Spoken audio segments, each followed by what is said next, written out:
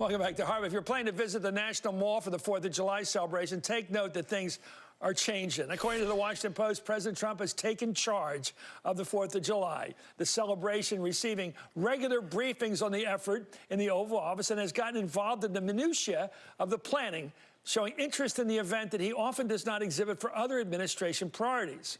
Well, administration officials said that the Washington Post, they tell them that the fireworks display is moving from the mall to a location closer to the Potomac River, and plans are being made for the president himself to deliver an address from the steps of the Lincoln Memorial. For more than 50 years, of course, the National Park Service has been in charge of the event, which includes a free concert on the west lawn of the Capitol and a parade. Typically, presidential speeches are not part of the events. For more, I'm joined by Dana Milbank, columnist for the Washington Post, and a man known to satire lovers everywhere, and Michael Beschloss, NBC News presidential star. Let's start with the history. The Beach Boys, the Reagans were so smart, they never tried to politicize. Everybody wants, it's blazing hot in Washington. It used to always, but it's the hottest month, according to the Farmer's Almanac, hotter than March. I'm sorry, obviously March. Much higher than August. Right. And it just blazes and sweats. And the one thing is free entertainment on the mall. And now he wants to turn it into a Trump event. And without the president sticking his face in the middle of it. And that's a tradition, you know, goes all the way back to George Washington, who from the very beginning, we know he could have been a king. He could have been called Your Majesty. He didn't want that. What did he do on the 4th of July? He could have given a speech somewhere.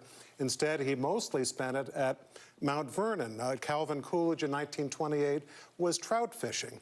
Recent presidents tend to watch the fireworks from the balcony, Truman balcony, or they go home. The Canadian Embassy is a good place. Yeah, not a bad one. Yeah. Pretty good view. Federal Reserve does the same thing. But it's not about the president. It's about the country. It's about the founders. It's about our history. And we'll see what Donald Trump does with this. But if this turns out to be a Donald Trump festival, this sounds more like an authoritarian government than ours. Yeah, a little bit of El Duce here. What do you think?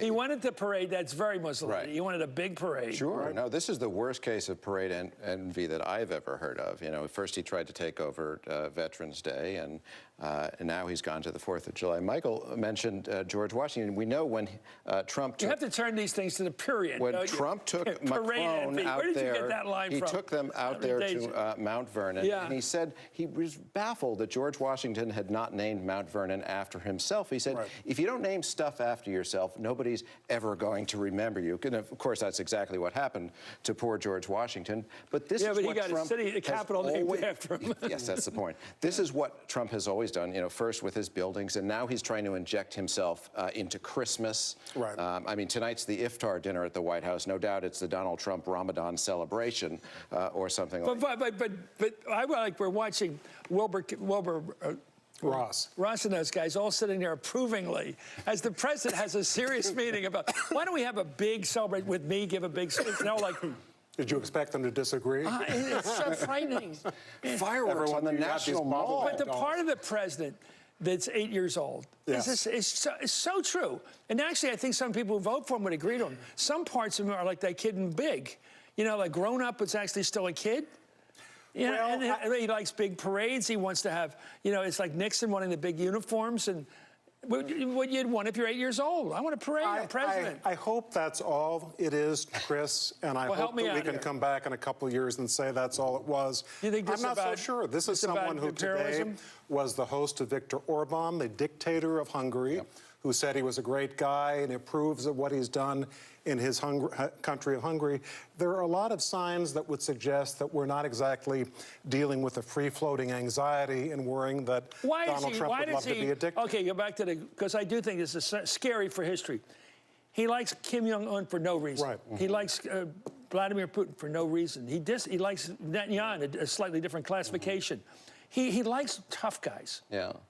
Well, and yet he won't talk to the Ayatollah. He won't talk to people he really should be doing business with. You never know whether it's following a totalitarian streak or whether it's just being done sort of clumsily. We do not stumbling. And it seems to be often to be a mixture of the two things. Right. But we know what's going to happen. Some people are going to boycott the thing. There'll probably be a protest there. Now, the 4th of July is even politicized. Now, is it going to now be the Trump Liberty Bell at the Trump Independence Hall? Well, we were talking with our producers today, and we were trying to figure out what this is about. And in the end, it's not political. It's taking a holiday, Of course it's about our independence, the 4th of July. But people don't think about that on 4th of July. What they think about on 4th of July is this is a holiday. The whole country can have fun together. That's a holiday. It's a holiday, and he's turning into a political day.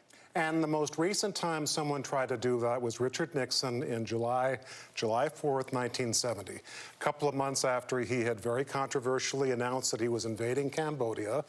4 students killed at Kent State. Later on, students in Mississippi killed at Jackson State. So Nixon wanted to bring the attention back to himself favorably, so they had what was called Honor America Day. Big ceremony at the Lincoln Memorial. Kate Smith, Bob Hope. Oh, she's had a hard week or two. Yes, Smith, not what she used to be. Right, has been accused lately. I know, giving racist speeches, songs back in the 30s. Right. But in any case, the idea was a little good publicity for Nixon. Even Nixon had the good taste and restraint to know that it would not finally help him for him to be there. So he went to San Clemente and let Honor America Day transpire. And there were weed-smoking protesters, and they waded into the reflecting pool. Okay. It was never tried. I want to give my speech I always say about people coming to Washington. I love this city. I've been here most of my life. Of course. It's free. If you can afford a hotel room within 20, 30 miles of here, get one cheap. And then everything's free. All the museums are free. All the monuments are free. It is a standard. I always say to people, come to Washington, you already paid for it. And that is so true. Dana Milbank, thank you, Michael Beschloss. Come to Washington, you already paid for it. Up next, the Blue